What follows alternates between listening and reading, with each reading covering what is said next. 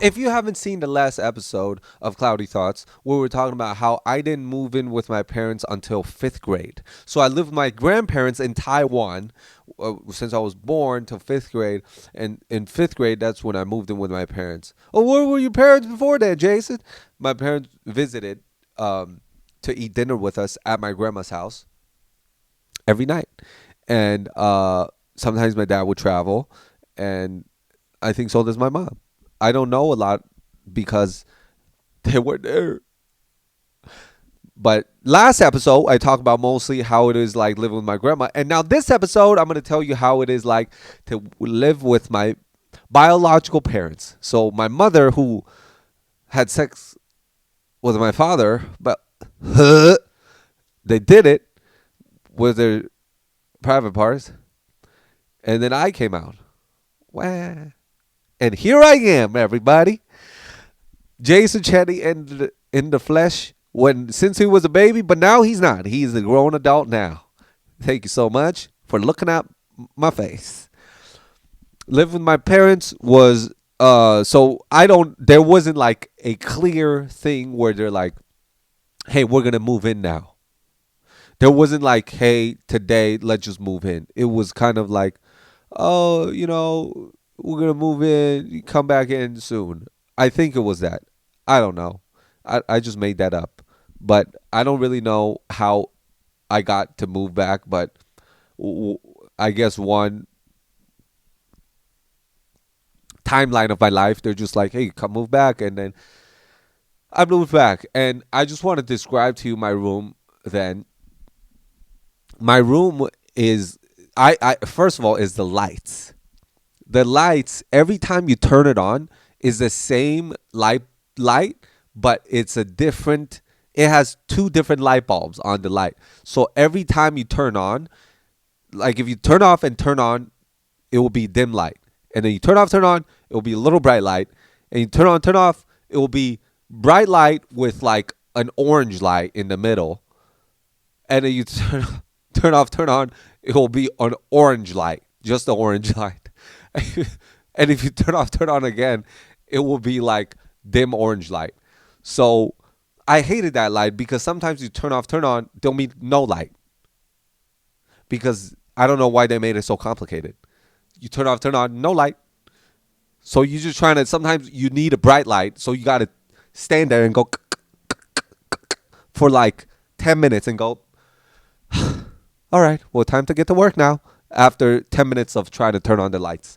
And my bed, it was actually a really nice bed. It was I think it was a twin. It's the smallest bed, but it was a comfortable bed. It was like maybe 3 inches, but there was like these stairs, wooden stairs to the top of the bed, but under it, it was my mother's closet. So my bed was on top of my mother's closet, which is cool. But on top, they put like a fence, like a plastic fence on my bed, so I don't accidentally roll and then die when I sleep or break my neck on top of my mother's closet. So every day I remember this is how my dad will wake me up. He will come in and he would do this. This is how my father wakes me up. He comes into the room, he turns on the light, he goes 5 clicks to the brightest light. It goes ting, right? And then he goes like this. He puts his hand around his mouth, right? Like he's on top of a mountain trying to yell for help, right? And he goes like this. Coo-coo-coo-coo! Coo-coo-coo-coo! Time to wake up, Jason. And then he would do that every time. And then he'll be like this. And I will sit up. And then I'll be groggy and I'll look at him. And then he will see me. And then I would look at him and then go like this, and then he will look at me doing like this, and then he'll do it again. He'll go. He will look at me in the eye, and go, "Coo, coo, coo, coo. Are you up? Yeah, I'm up. Thank you." Like, why do you got to do this? Why do you got to do this to me? This is how my mother wakes me up. This is how my mother wakes me up. Because I'm a light sleeper, and that I'm a really easily wake up person. And both of my parents know this. This is how my mom wakes me up. She comes to the bed and she goes, before, because it's a routine. So I'm kind of already up before they even come. So my mom just passes my room. She peeks her head in and go, "Jason, time to wake up." That's it. She doesn't check to see if I'm up, cause I'm up. I gotta go to school, man. You think I'm out here just like, not today, not today. They come beat your ass, not today. My dad will come with a cane, not today. If I'm late, the teachers will cane me, not today. It's like, yeah, I'm gonna be there on time for sure. Um, so just want to let you know a little dynamic. Uh, First thing in the morning. All right. I never knew how to brush my teeth. They just go brush your teeth, and I go, okay, done. How to do it? There's no YouTube back then, so you just go. I guess you just put it in, and touch the frizzles of the plastic around my mouth. Just touch them with your teeth a little bit. How long? Just a little bit. Do you taste the toothpaste? You did it. So you put the as much toothpaste as you can. That's why they put so much toothpaste on the thing, because you put it in your mouth, you swirl it around, you go, my mouth feels minty. That must be it. How long was that? 10 seconds. Yep, I did it. I brushed it. Look at my teeth right now. I don't know if you can see, but if you see the silver, that's from about 6th grade or even younger, 5th grade. And if you're like, oh, well, there's some other ones doesn't have silver on it, they're fake. They're nude colored fillings. But all my teeth are 99% fillings. Just want to let you know that. Um, I never flossed until I was in college or high school. It was senior in high school is when I first flossed. Because I had to do Invisalign. And they go, you have to floss or else your teeth will fall off of your mouth. And I go, yep, I'm going to floss. So I'll brush my teeth and stuff. And then we would drive to school. We live maybe about 20 to 30 minutes away from my school. And I would be in a car. And every morning, my parents will let me off of this sandwich shop. It cost 25 cents per sandwich. Delicious sandwich. They have 4 choices: ham, meat, vegetarian, which is pickles, and the other one is eggs. Did I say eggs? Yeah. So those are the 4 choices that you have: may or may. They're in a little triangle cuss cut off sandwich. Delicious. First day, delicious. Second day, delicious. A month later, delicious. 2 years later, delicious. I ate that same sandwich for 13 years straight. I am the sandwich. I am the ingredients. I am the bread. I am the flour. My tongue is made out of the same meat as the sandwich. I am sandwich. Every day they go, this is your stop. And then I just eat the same sandwich like a good boy. I remember that.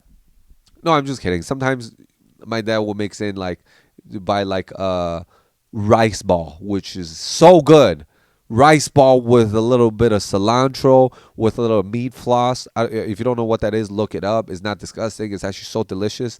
And with a little fried bread in the middle, and a little bit of ground beef, and they roll it in sticky rice. It's like a burrito. Oh, so good with some soy milk. But soy milk, it's like fresh ground soy milk. They make fresh every single day. You could get it in cold or hot. Delicious. I'll get that. Go to school. Every school had about 50 kids in one class. Every day we'll have our chair flipped on top of the table. Every kid will mop the floor all together, 50 kids, so it goes really fast. We clean the classroom together first thing, and then we sing Pledge of Allegiance, and then we bow when the teacher walks in. We put the table down, and that's how we get the day started. Every kid is facing forward with wooden tables. If you don't know this, if you're Asian, you know what it's like. If you don't, I try to paint a picture, and every kid is two per table. So it's two wooden chairs, one wooden table, and it's two like that. And in the beginning of the school year, I would always be a good student because, I'm still getting my footings. After the first grade, like 2 months in, I never got good grades. I know I have a face that looks like I got good grades, but I have terrible grades. I don't know why. I'm just never good at academics. I just never am. I would. Oh, I would always mess around with kids. Like I always talk to them. Like there's always a couple, troublemaker kids, and I would always like talk to them and like get punished by being sent to the back of the class, and the teacher will make you like hold your hand out with books on your arms, and they will cane you if you lower your arms like this, but you do it, and they cane you, do like oh, and then you put it back again. I'm not exaggerating. I did that every single day, because every day the teachers come into your class, right? That's how the system works. So, for example, if there's 8 subjects, you stay in the same class and the teacher rotates. So every day they come in, and there is like a journal booklet that the teachers and the parents will communicate with. So they will tell you, you will write down what the homework is today and all this, and how like what we did, like our test results, and the teacher will write in, oh, he got terrible grades, or he acted up in class, and every day the parents will have to sign the booklet to say that they read it, right? So every day, this is how the teachers and the parents communicate. And if you're bad, they write it in red, like the teachers will write it in red. Every day I have something red in the booklet, every day. So just keep that in mind. 8 classes. I'm fucking up at the very minimum 5 classes per day. Either I missed the homework, or I failed the test, or I talked in class. So those are 3 things I got to do 8 times a day, that I have to turn in all the homework, can fail the test, and can act up in class. But there's 8 classes. So I could maybe hold it in 1 class or 2 class. It's impossible to do 8 classes when you're me. Cloudy thoughts, baby. Cloudy thoughts can't just be sitting there and learning all day. So 8 classes is too much, is the thing. So dude, and every class there's homework and test. So it's like at the end, I literally would just giving up. They'll take out a test. They're like, all right, test today. Everybody's like, oh, I'm like, yay, because I just write my name. I turn it in, and the teacher goes, well, how can you do this? And I go, what do you mean, how can you do this? How can you have 4 eyes? You 4 eyes? Like that. Or they go, how can you do this? I'll go, how can you have the hair that looks like a broom in class? And then they go, get out of my class. I was like, thought you never ask. And then I'll get out of class, and they'll kick me out, and I'll just stay out of class. And that's one class. That's one period. Now I got 7 more to go, baby. And then sometimes, I'll mess around and they'll punish me by, uh, cane. But they can only cane so much. They're tired. They cane people all day. So they'll cane me again, and then so they just kick me out of class usually, or they'll kick me and like a couple of my friends out because we're talking too loud or we're just messing around. And by the way, I'm not proud of this. I wish I wasn't like that, but I just was. I'm not. I wasn't fit in the system. Um, I just like to goof around. I just like to goof around. I was a troubled. Was I troubled, or was I just having a good time? What's life about? Is life about having a good time, or is life about, yeah, 1 + 1 is 3? Oh no, it's 2. What's life about?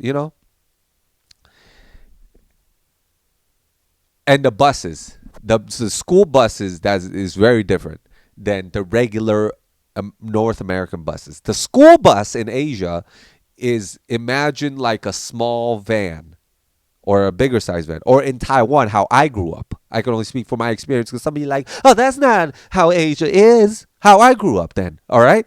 It's like maybe a bigger van than a regular size van, and they would be like 25 kids in that van.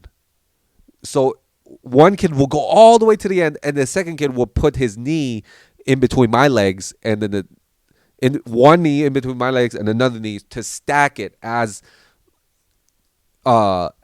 space efficient as possible.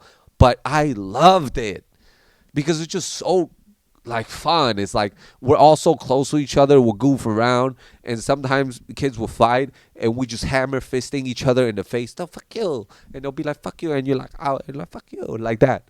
And then it's just a bunch of kids go, "Fuck you," okay, pass it down, and just that was a great time. That was a bus. So and they let kids off. That was the bus, and I loved it. I loved it. And the thing is, it was really tiring too. But you don't really have time to think, oh, is school life stressful? Because the school in Asia is from 7 a.m. to 7 p.m. Okay, sorry, like 3 to 5. I forgot what it was. But most kids take after school programs like I did. So 7 to 7. So by 6, 7 o'clock, you go home, and we will go to my grandma's house. We will eat, and this is when I moved to my parents in 5th grade. After you eat, you 7:30 or whatever, you chill a little bit, and then my parents will drive me back home to their home. So by then it'll be like 8 or whatever. And it's time, wash up, go to sleep, and we do it again. What I don't like is every time I'll have a red thing in my booklet that the parents and the teachers would communicate with, my parents got to punish me again. So I'm getting punished all day, every day, literally. Every day I have a red thing. And on my way home from the bus, I'm just like, yo, this is every day. Every day they're going to get mad. Every day I go home is a terrible feeling. Because every day is like, they're going to see it and go, yep, all right, cane time. Time to cane my son. All right. Time to do homework. Yeah, don't forget that we still got homework to do,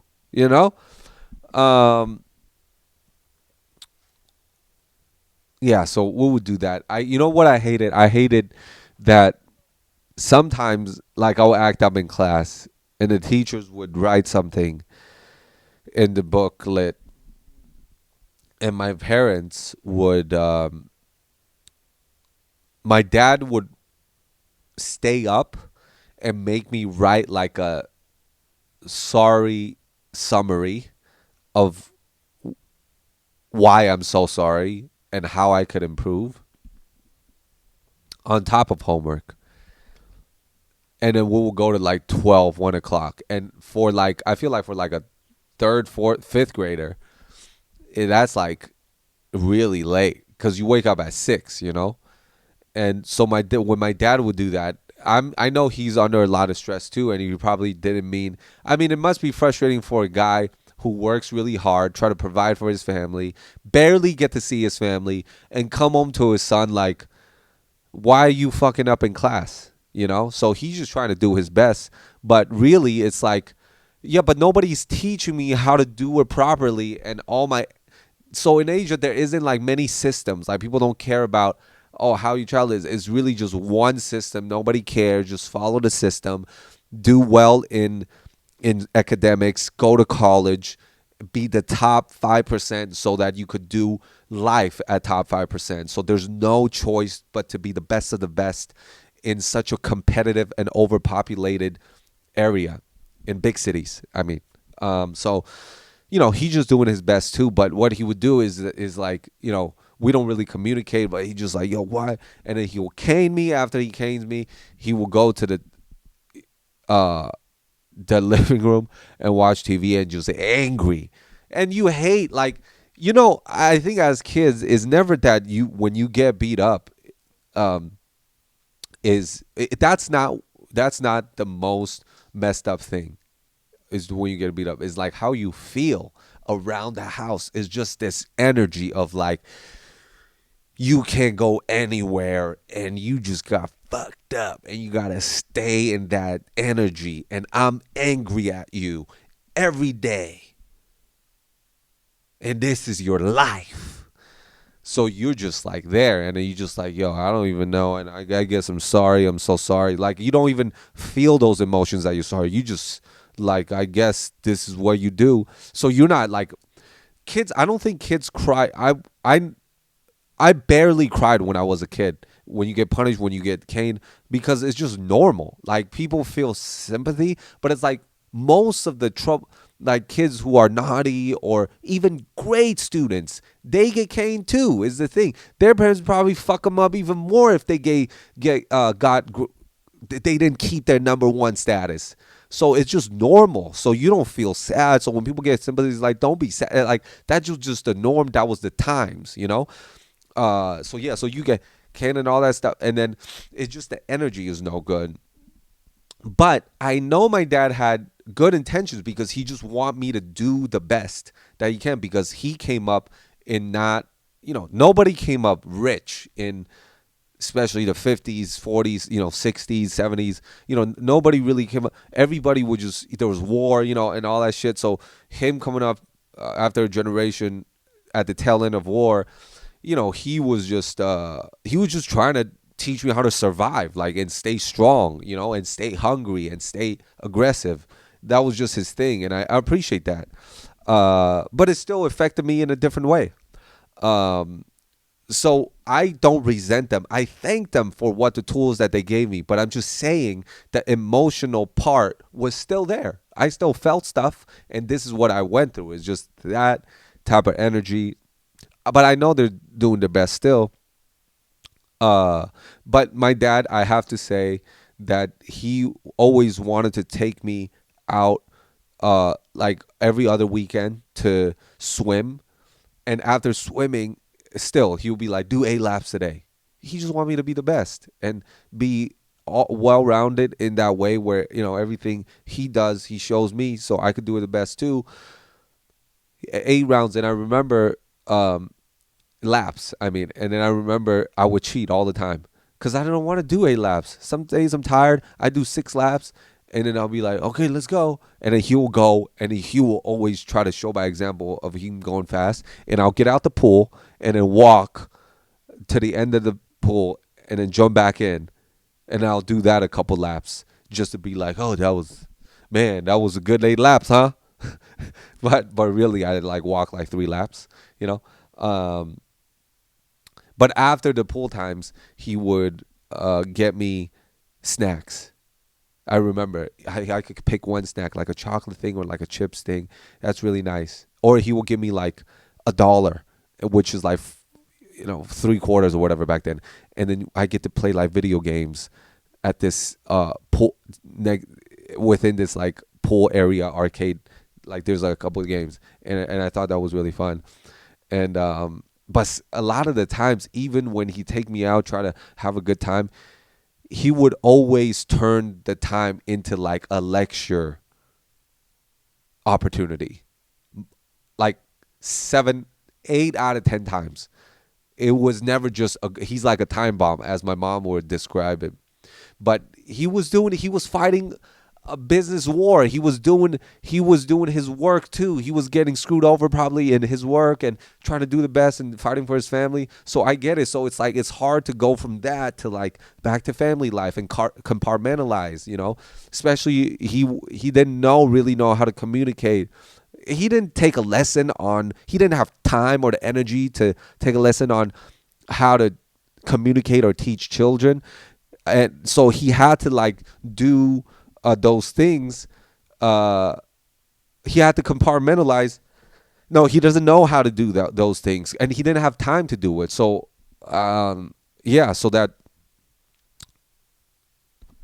but his intentions was good. His intentions was to make me, a strong person, and I'm really thankful for that. There is love in there, and I really appreciate it. uh but that's kind of vaguely. I will speak more on my mom maybe on the next one or later down the episodes. But that is how I transitioned, and how what is the day to day like, um, with my parents, kind of. Uh, but thank you guys for tuning in to another episode to listen to how my life was like, and maybe you could find some of the things. If you made it this far, I am so grateful and so appreciative of you for listening to my life story. And maybe because on some episodes, if I learn some stuff, I want to share with you, because those are my learning lessons. And I'm not Tony Robbins, Gary Vee, or any of the motivational speakers. I just want to let you know what I learned from myself and to better myself. So maybe you could take some of those things. But if not, that's okay too. If you just find this uh my nasally goofy thoughts therapeutic, I appreciate that too. Whatever you do, I appreciate. So thank you so much for to tune in another episode of Cloudy Thoughts. Thank you. Till next time.